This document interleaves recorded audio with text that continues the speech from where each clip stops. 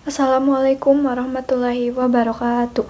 Perkenalkan, nama saya Sita Alipia dengan NPM 240691240006 dari Prodi Pendidikan IPA.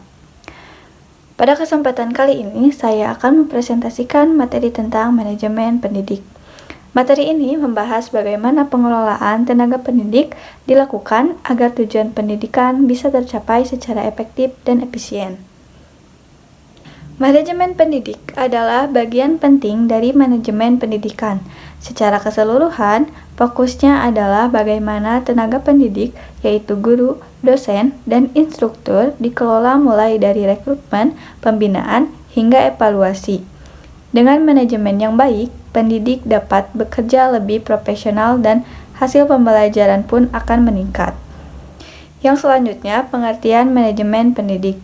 Menurut Mulyasa 2013, manajemen pendidik merupakan proses yang mencakup perencanaan, pengorganisasian, pelaksanaan, dan pengawasan terhadap tenaga pendidik. Tujuannya agar semua kegiatan pendidikan berjalan efektif. Jadi, secara sederhana, manajemen pendidik itu adalah bagaimana kita mengatur tenaga pendidik supaya bisa menjalankan tugasnya dengan optimal. Yang selanjutnya yaitu tujuan manajemen pendidik. Ada beberapa tujuan utama. Yang pertama yaitu mengoptimalkan kinerja dan profesionalisme pendidik, agar mereka mampu mendidik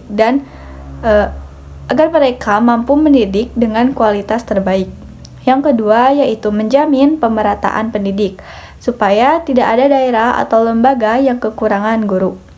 Yang ketiga yaitu meningkatkan kesejahteraan dan motivasi kerja, karena guru yang sejahtera akan mengajar dengan semangat. Yang keempat yaitu mendukung mutu pendidikan nasional, sebab mutu pendidikan sangat bergantung pada kualitas pendidiknya. Yang selanjutnya yaitu fungsi manajemen pendidik. Ada 4 fungsi utama dalam manajemen pendidik. Yang pertama yaitu perencanaan, menentukan berapa banyak dan seperti apa pendidik yang dibutuhkan. Yang kedua yaitu pengorganisasian, yaitu mengatur pembagian tugas dan struktur tanggung jawab.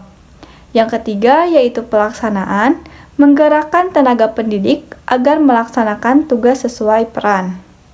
Yang keempat yaitu pengawasan, memantau kinerja pendidik, memberi umpan balik, dan melakukan perbaikan bila diperlukan. Keempat fungsi ini berjalan berkesinambungan agar sistem pendidikan tetap efisien. Yang selanjutnya yaitu ruang lingkup manajemen pendidik. Ruang lingkupnya mencakup beberapa kegiatan, yaitu yang pertama, rekrutmen dan seleksi. Memilih calon pendidik yang memenuhi kriteria. Yang kedua, penempatan dan penugasan. Menempatkan pendidik sesuai di bidang keahliannya. Yang ketiga yaitu pembinaan dan pengembangan. Memberikan pelatihan dan bimbingan agar pendidik harus berkembang. Dan yang keempat, penilaian kinerja. Mengevaluasi hasil kerja pendidik secara objektif. Yang kelima, kesejahteraan dan penghargaan. Memberikan kompensasi dan penghargaan atas prestasi pendidik. Yang selanjutnya yaitu prinsip-prinsip manajemen pendidik. Ada beberapa prinsip yang harus dipegang,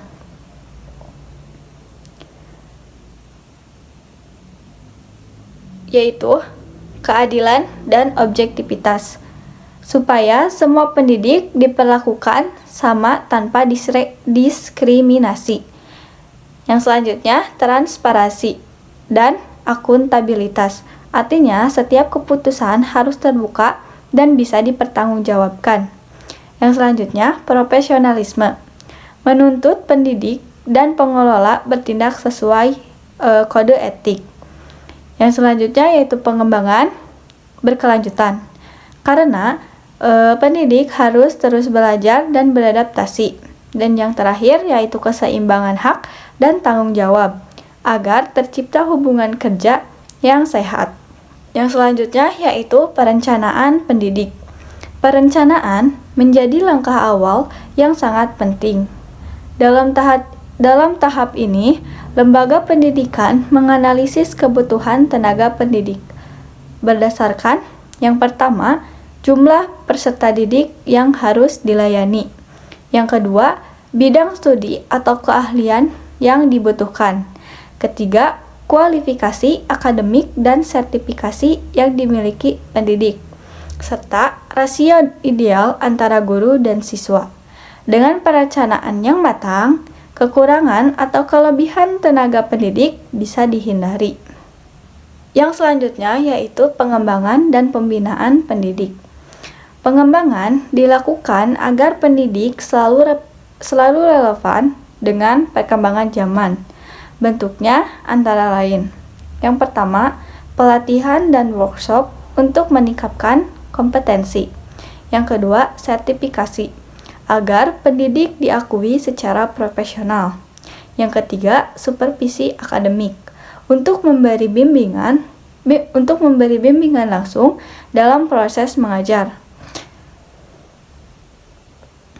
Yang keempat yaitu pembinaan etika dan moral, supaya pendidik tidak hanya cerdas secara intelektual, tetapi juga berkarakter. Yang selanjutnya yaitu tantangan dalam manajemen pendidik. Beberapa tantangan yang masih dihadapi antara lain, yang pertama, kurangnya tenaga pendidik berkualitas, terutama di daerah terpencil. Yang kedua, distribusi tidak merata. Ada daerah kelebihan, ada yang kekurangan. Yang ketiga, perbedaan kompetensi. Karena tidak semua pendidik memiliki latar belakang pendidikan yang sesuai. Yang keempat, rendahnya motivasi kerja akibat gaji dan tunjangan yang belum ideal. Yang kelima, perubahan kurikulum dan teknologi yang menuntut pendidik terus menyesuaikan diri. Dari keseluruhan pembahasan, dapat disimpulkan bahwa manajemen pendidik merupakan faktor utama dalam peningkatan mutu pendidikan. Melalui manajemen yang baik, mulai dari perencanaan, pengorganisasian, pelaksanaan, hingga pengawasan, pendidik dapat berperan optimal dalam mencapai tujuan pendidikan.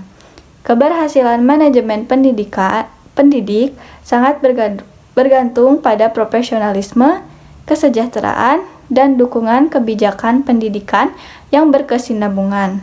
Dengan kata lain, jika pendidiknya dikelola dengan baik, maka mutu pendidikan pun akan meningkat. Cukup sekian pembahasan dari saya. Terima kasih atas perhatiannya. Wassalamualaikum warahmatullahi wabarakatuh.